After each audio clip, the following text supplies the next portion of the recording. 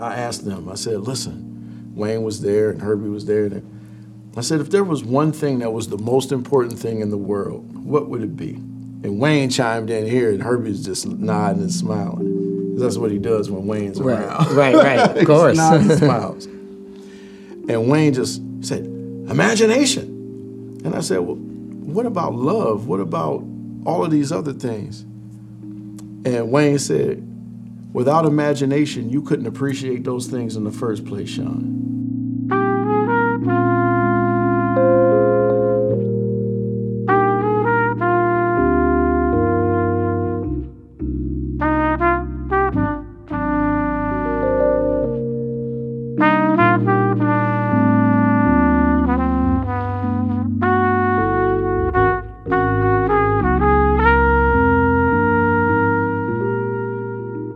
Herbie.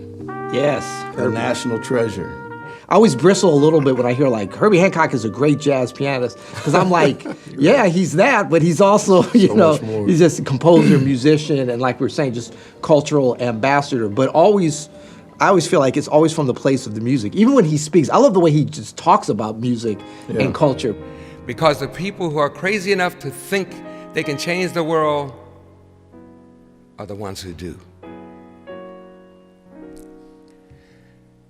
In jazz, we improvise and quite often walk alongside the mainstream or run wildly off into the woods.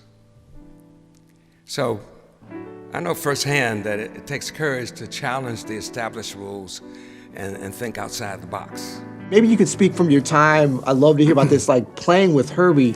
He's had so many different bands, and obviously he chooses great musicians. But there's something like that he has beyond that. Like there's a joy and a freedom that musicians have and kind of hit next level when they're playing with. And you can feel it, even like when you're hanging around the dressing room with his bands, like there's a relaxedness, but it's not unprofessional, like sloppy, because it's very like precise. But like, what is it like playing with him, and how does he sort of set the table to have that kind of vibe? So I'll talk about three words here. Trust is the first. Exploration is the second. And the third is imagination. And I have a brief story about each. Okay. The first is trust.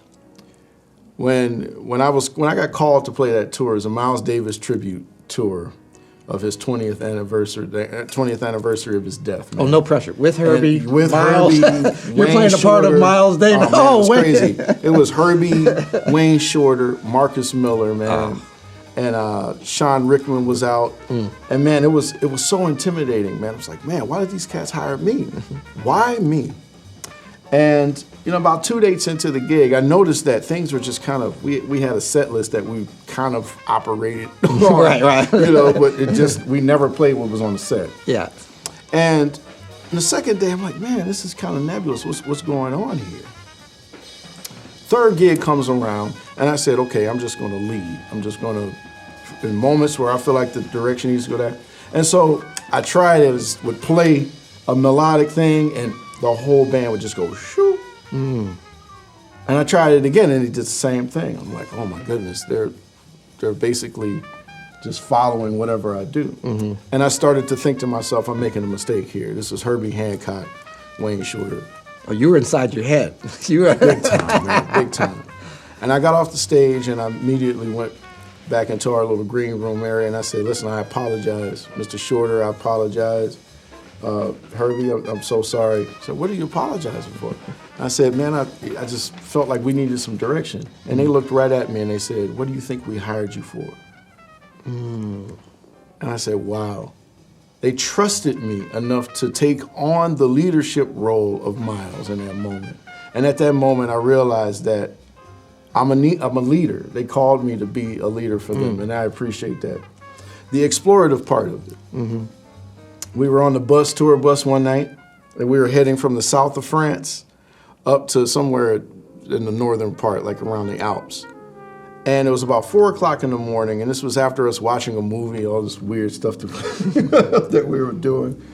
Herbie went to his keyboard, and he started listening to Gil Evans. on Miles Plus 19, listening to 2 chords. And he would just play these chords over and over again. And we're sitting there, and we're getting tired at this point. We say, okay, we're going to go to bed. Herbie said, all right, I'll see y'all tomorrow. We go to bed at around 4:30, 5 o'clock in the morning.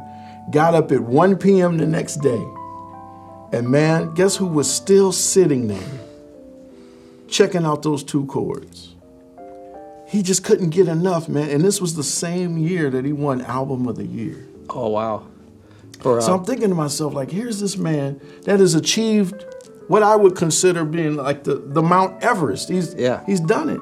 He's still exploring other mountains. It was just one of the most beautiful things that I've ever experienced, and it reminded me to always explore.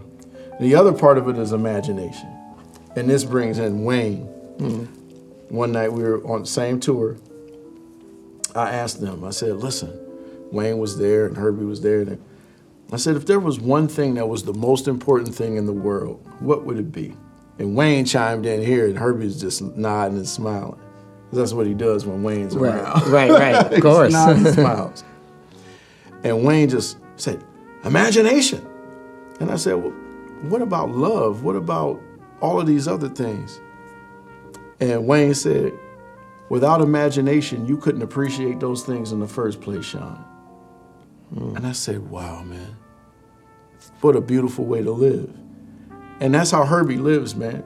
He lives in the concept of imagination, of exploration, and trust. And I think that's why he's the way that he is, man. You can hear it in his music.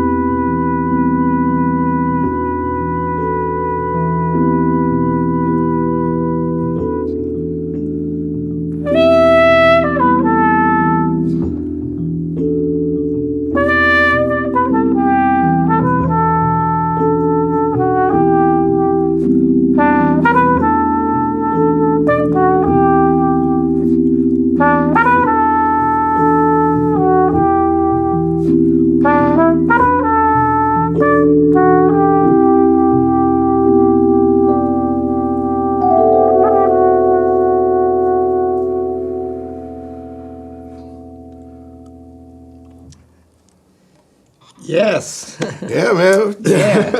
That was nice. That was beautiful, man.